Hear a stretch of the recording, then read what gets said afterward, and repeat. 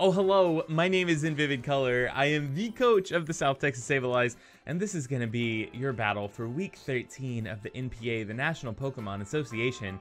And this battle is really important because if I win and my differential is high enough, I make playoffs of the NPA, I think guaranteed. And if I lose, I'm guaranteed not to make playoffs of the NPA. At least I think that's how it shakes up. So this battle is important. Our opponent is OldManTup, or Tup. I don't know if he still goes by OldManTup or just Tup on the sort of like on Discord and everywhere I've seen it's Tup, but his YouTube is still OldManTup. So I don't know. I'm just gonna say Tup because it's less words for me to pronounce. And the Pittsburgh Pirattatas is the team that Tup coaches, and his team is monstrous. I don't normally list the entire roster that they have access to, but real quick, if you can just listen to this, we have Zygarde 50%, Lucario, Empoleon, Aromatisse, Ditto, Lurantis, Megabeedrill, Reuniclus. I always kind of trip up on pronouncing that Pokemon's name. It's one of my favorites, so it's kind of strange that I still second guess myself whenever I pronounce it, because I think I just say, you say Reuniclus, but I think it's Reuniclus. I actually don't know anymore. Torkoal, Slacking, and Zapdos. So we see a lot of just really powerful Pokemon on this squad. Zygarde 50% is a monster since it got access to 1,000 arrows. It has, I think, 0 switch ends. And just the fact that he has Zygarde Lucario back-to-back means he has the option of double extreme speed, which means his priority is bananas, like actually nuts. Empoleon, really, really good utility mon, sets rocks, defogs, toxic stalls, scald burns. It also can just take hits like a champion. Aromatisse is something I'm less concerned about, but it's still a very good Pokemon. In certain scenarios, Aromatisse can sweep. Ditto is probably, I think, one of the most underrated revenge killers in the game, because if it has the, I mean, anyone who runs Ditto runs the ability where it transforms on switch, is that Imposter, is that what it's called? And just a choice scarf. Like, okay, I set up a Dragon Dance with my Haxorus, you switch in your Ditto and you just kill my Haxorus, and then we're in a really bad place. Lurantis, I think, is probably the weakest link of this team. I've used Lurantis before, but he actually has like four kills with it, so it must not be too bad. I don't like it. Megabeedrill is so fast, and it makes me run an Alakazam set that I'm not used to running. Torkoal, I really, really like. I actually love Torkoal in draft format. It takes hits like a champion. It takes water hits like a champion because it sets up the sun, so you can even take special water hits. It's also, I think I said it also puts out a surprising amount of damage because it sets up the sun. It sets up rocks, it spins, it yawns. Like, I love Torkoal. I think it's great. Slacking, I'm surprised he has 2 games played with Slacking. It looks like he has 2 games played with Slacking, and I think that Slacking is garbage, but that's my opinion. And then Zapdos is another mon that's just really, really, really hard to break through. So preparing for this battle was not great. I prepared for it, I think, like 4 hours before. I was just at work on my computer, and I was like, oh, I have to battle tonight. I need to prepare for this. So the team I ended up bringing for this week was Hariyama, which was a Guts set, because Guts Flame Orb, because Guts boosted Fake Out and Bullet Punch KO'd the Beedrill straight out. And then it was just Close Combat knockoff. Close Combat did a lot of damage to basically everything on his team. I don't think he had a Ghost type. I just read his entire team off. No, he doesn't have a Ghost type. He just doesn't have access to one. He doesn't have great fighting resist. Like, if we look, Aromatisse resists and Megabeedrill resists, but would still probably die to a Guts Close Combat if we're being honest. Reuniclus resists and Zapdos resists. So he has some, but they're not great. You know what I mean? The knockoff was just there for extra coverage. It probably could have been something else, but the way I saw it was Close Combat was the real big draw here, because he has 2 steel types, and then I think Zygarde even has a chance of being OHKO'd, depending on sets, by a Guts boosted Close Combat. So Hariyama had to come. The Doug Trio this week it's more the same of what I've been bringing. Like, I really liked Doug Trio this season. It impressed me. It doesn't have, but I think, 1 kill. But I think it offers a lot of presence. Like, it offers a ground type, which I like. It offers steel type stab, which has been really good at checking fairies. On top of that, it has a really interesting, you can make interesting sets with it. Like, the Subtoxic set, I think, is very good, because with Tangling Hair, eventually you just outspeed any physical attackers that are making contact with you, and you can sub in their face and toxic them. Memento has been the big draw for me, though. I think Memento is very good, and that is one of the reasons that we have Dig Trio this week. It's just really a attacker with Memento. We have Earthquake, Iron Head, Stone Edge, and Memento. The Stone Edge just chunks Zapdos, and the rest of it is just stab moves. I mean, Earthquake's really good this week because, like I said, he has dual steel types. I can't really stay in on Empoleon. I went into this battle, mind you, thinking that my Doug Trio was holding Ground EMZ. His Ground EMZ Earthquake did a lot of damage to most of his team, and it actually OHKO'd the Lucario, the Empoleon, just straight out. The Beedrill, which I think died to normal Earthquake anyways. But then I ended up switching it to Focus Sash at the last minute because I thought Memento is that important that I might need to switch in on a faster threat and be able to Memento. And I did not go into this battle thinking that I had Focus Sash on Doug Trio. So let's continue and just remember that. We brought just like a pretty stereotypical Dhelmise. I say pretty stereotypical. I think it was Anchor Shot, Synthesis, Rapid Spin, and... what was Anchor Shot, Synthesis, Rapid Spin, and I think Shadow Claw. The idea here was that I could Anchor Shot something in that, as is with all my Dhelmise sets, is that I can play it kind of like a tanky wall, but trap something and try to kill it. We brought a Dragon Dance Haxorus because if I can get in the Haxorus and I can Dragon Dance at the right time, it sweeps through his entire team. He just doesn't have, he doesn't have good ground resist, really. I think Lurantis, but we're also carrying Poison Jab, so we make sure we have something for the Aromateas. And then after that, Outrage just kills everything that's not a Steel type. We also have the Dragonium Z Outrage, which, see, now I'm thinking in my head I'm going into this battle with a Lumberry Haxorus because that's what I had first. I switched it pretty last minute, so this entire game I played thinking I had a Lumberry Haxorus. Keep that in mind. The Mega Alakazam is pretty standard, except, well, it's standard in the sense that it's closer to what a real Mega Alakazam would look like under, I guess, Smogon rules, or not Smogon rules, but if you were to OU ladder, because it's just max, it's not max speed, but it's close to max speed, enough speed to outspeed Beedrill by 1 point. Max special attack, timid, it had to be timid, and then whatever was left over into HP. Psychic, I think Focus Blast, Hidden Power Ice for the Zygarde substitute. So this is 100% just the most generic Mega Alakazam I brought. I typically take all the EVs at a speed that I don't need to outspeed their team, because if they have something that they're going to choice Scarf to outspeed Mega Alakazam, it's going to outspeed Mega Alakazam regardless if I dump full speed into it. So I always just outspeed the fastest threat on their team and dump everything in HP because it catches people off guard. Also, I really wanted to jam Psychic Terrain onto it. What is that? Is that what it's called? Is that what the move's called? Psychic Terrain? It can't be what it's called. I don't know. Is that what it's called? Is the move that summons terrains just called Insert Terrain here? Because I know Alakazam gets access to it, and I really wanted to bring it because he has dual Extreme Speeder, so I thought it would be really useful because if they aren't Scarfed, then I actually just get to outspeed both of them.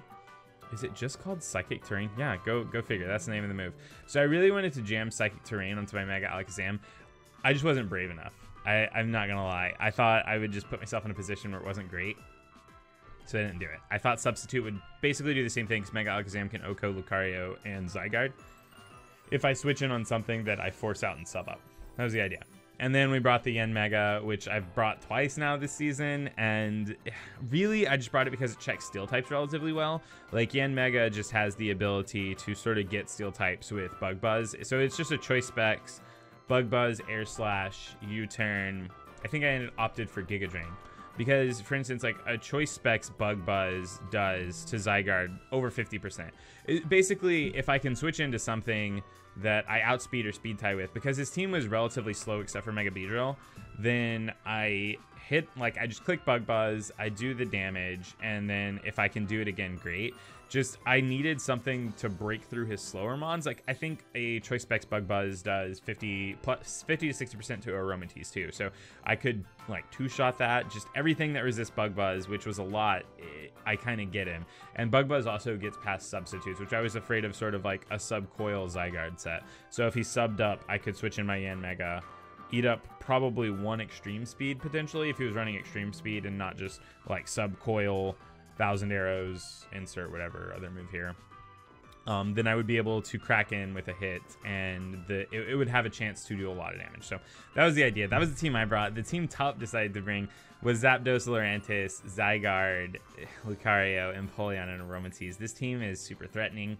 I didn't have the best answers to Zygarde because I don't have Stab Ice, so I just, like, the Hidden Power Ice on the Alakazam is what we got. So this is the team. I'm sorry I spent so long talking about the Pokemon I brought this week. I normally don't do that, but since this battle is probably the most important battle of the entire season, because literally it's not quite a win in. Like, it's not so far that if I won it, I'm guaranteed in, because Tup's record going into this battle was, I think, 7-5, and mine, no, 7-4, and mine was 6-5.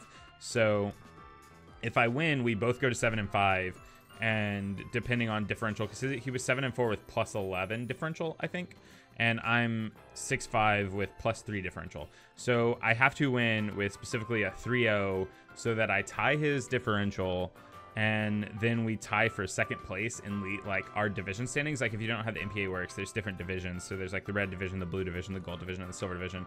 And playoffs is the top 2 trainers from each division plus 2 wild cards from each sort of, like, because it's broken up into red, blue, which is like Kanto, and then gold, silver, which is Johto. So it's the top 2 from each sort of color. So 2 from red, 2 from blue, 2 from gold, 2 from silver, and then 2 wild cards from, I think those are called divisions, each division. So the Kanto and the Johto, which makes for a grand total of, is that correct?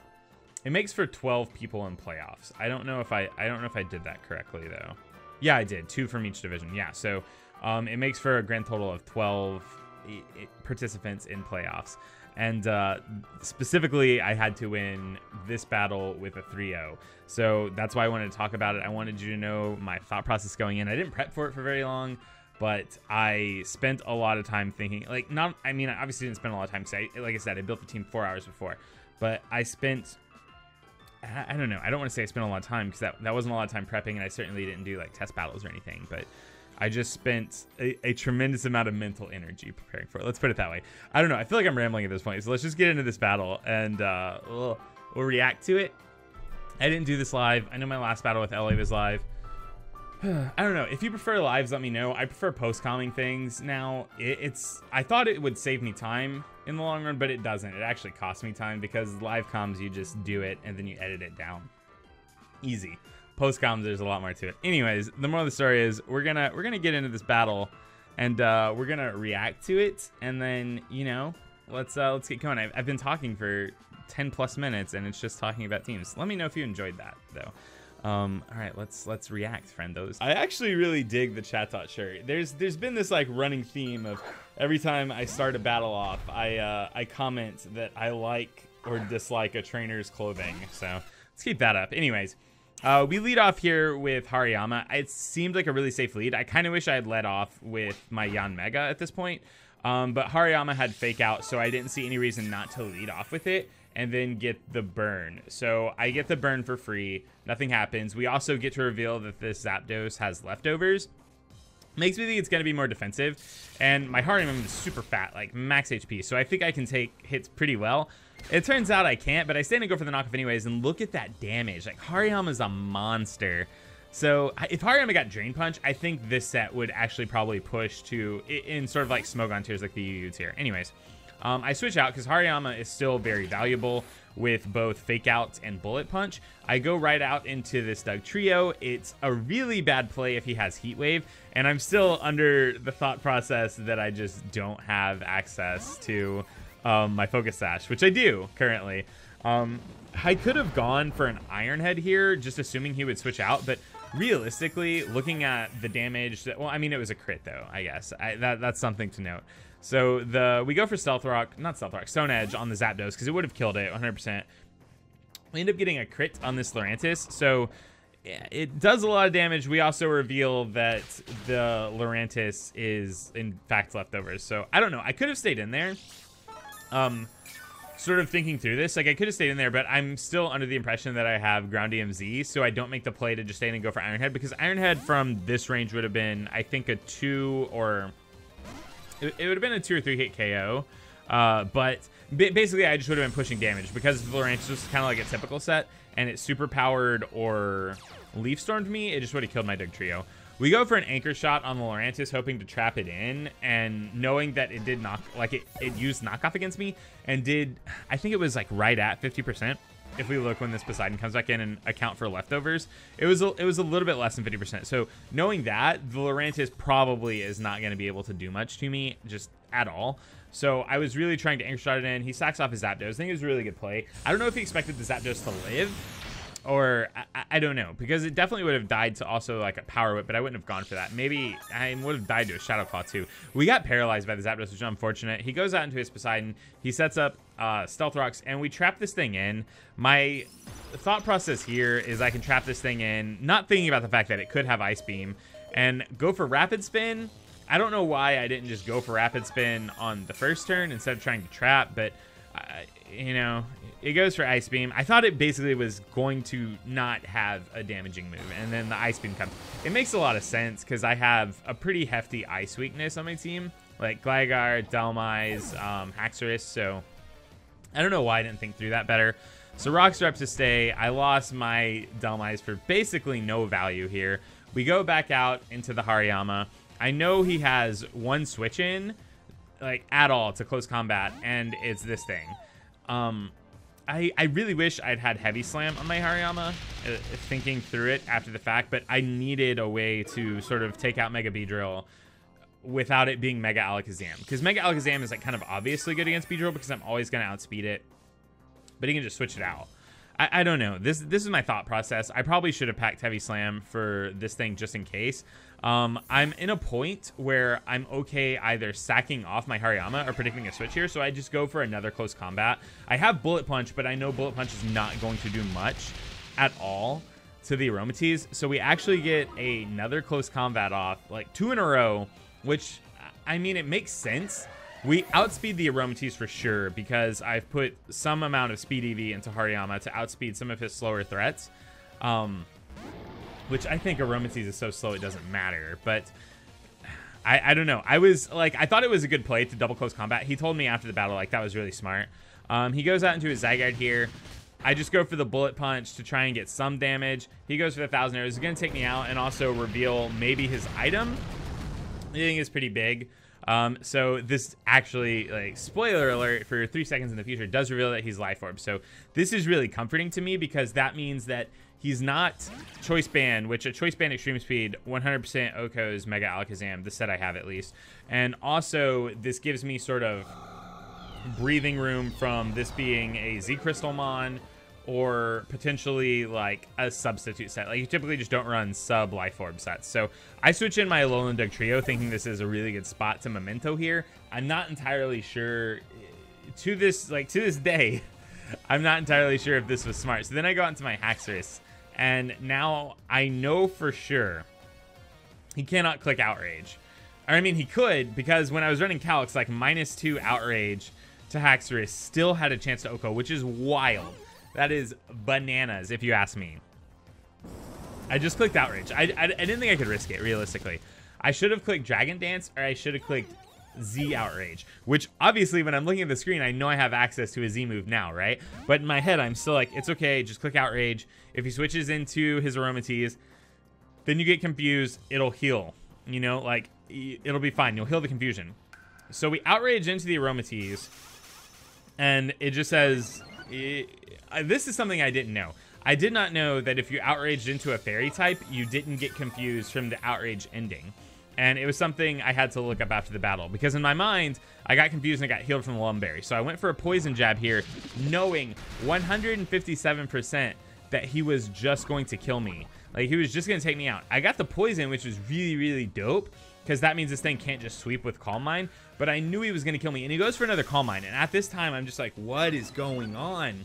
I feel like this Aromatisse won in the game for sure. Just going Calm Mind. I was like, I have to poison it. He goes for another Calm Mind, and there was a discussion afterwards where he said, why didn't you get confused? And I said, because I had Lumberry. It healed itself from confusion. And he said, no, you didn't. Because, I mean, I guess this is another spoiler, but spoiler alert, I use Z Outrage. I think I said Z Draco Meteor earlier, which I do not have, unfortunately. That would be, you know, kind of cool to play off of Haxorus' really bad special attack stat. Either way, He switches into his Zygarde after we take out his Aromatisse. And this is the turn we're just going to pop our Z move. I don't want to play games. I don't want to be locked into Outrage in case he switches out into his Lucario, because Lucario has a chance, depending on sets, to take 2 Outrages, at least with like some of like the more, I don't know, I want to say like careful calcs I'm running. So I just go for the Z Outrage here, because if he switches into his Lucario and he's just trying to eat up an Outrage and then crack back with Extreme Speed, then switch back out into Zygarde, crack back with Extreme Speed, I just saw a way for him to like Extreme Speed me out of this game, and I couldn't have that happening. We end up taking this thing out. It was, I mean, it was never going to live that attack realistically. He goes out into his Lucario now, and so, I mean, this is pretty much, you know, it's just Lucario. Extreme Speed, if it's Choice Band, has a shot here. It's not Choice Band, it's also Life Orb. We get an Earthquake off, and that's going to be the game. I was really, really set on the fact that once he went for Calm Mind, I lost the game. I had to connect my Poison Jab and poison him in my mind. But then when he went for the double Calm Mind, we somehow pulled out the win. And it was really surprising to me. I mean, I think Mega Alakazam could have taken on one of either Lucario or Zygarde, because neither of them outsped, and Extreme Speed did not KO Mega Alakazam. Like, it didn't one-hit KO it, if that makes sense. So Mega Alakazam got to come in and kill one of them, but Yanmega died, I'm pretty sure, from 50% to all the Extreme Speeds, and had no chance to crack back. So I think we got pretty fortunate. Like I was saying, after the battle, Tup asked me why the Haxorus never got confused. We just didn't know that interaction. So we did not know the mechanics of using Outrage into a Fairy type. I assumed it got confused. I would have sworn down it did, because I swear it's happened to me before. Clearly it hasn't. So we actually win with a 3-0, which means Tup and I both go to a score of 7 and 5 with a differential of +8. But since I beat him in head-to-head, I now lock in a spot for playoffs of the NPA, and I cannot tell you how exciting this is. I know I've been behind on uploads. Please don't crucify me on this, but I've been trying really hard ever since I got to make my changes, and ever since I started trying to crawl back from the slump that I dug myself into early on in this league. I've been trying really, really hard to make good plays and build smart teams, and I failed a couple times. But I think, for me at least, this is a really big accomplishment. I'm really impressed that I ended up going 7 and 5, which is pretty respectable in my first season of the NPA with a team that I didn't draft. So we're locked for the playoffs, ladies and gentlemen, and we're going to be out here trying really hard to, I don't know, at least crack past the first round. You know what I mean? I don't know how far of a playoff run we'll make, but here's hoping that we make a pretty deep playoff run. If I could make it to the finals, I think that would be sort of like almost unreal. Because like I said, this is my first time in sort of a bigger league with bigger players. And also on top of that, I didn't draft this team. So there you go. A Mega Alakazam, and I guess the rest of the team. I like a lot of these Pokemon a lot more than I did when I inherited this team. I hated Mega Alakazam at first, and I'm pretty sold on it now. Anyways, I'm gonna let you beautiful people go. If you enjoyed this battle, please leave a comment in the comment section down below. Click the like button. You can even tell me I'm an awful player, and I will heart your comment. I'll try to respond to comments for like the first 2 days. That's typically my spiel, is that I try to do that. Other than that, if you're new here, you should probably consider subscribing, because we're in the playoffs and we're gonna make a playoff run upcoming. It's gonna be good. We're gonna pull out all the stops, build all the proper teams, and we're actually just we're gonna do the damn thing. All right, so I think that's all I have to say. Oh, also, if you haven't already watched Tup's Side of the Battle, definitely do that. Link in the description down below. Go subscribe to this man, show him some love. He's been in a lot of draft leagues. He has a lot of experience. He's been doing this a lot longer than me, so he knows what he's doing. All right, that's it. Yeah, that's all I got. All right, I'm kind of done here, and I gotta leave. Bye. So tell me something.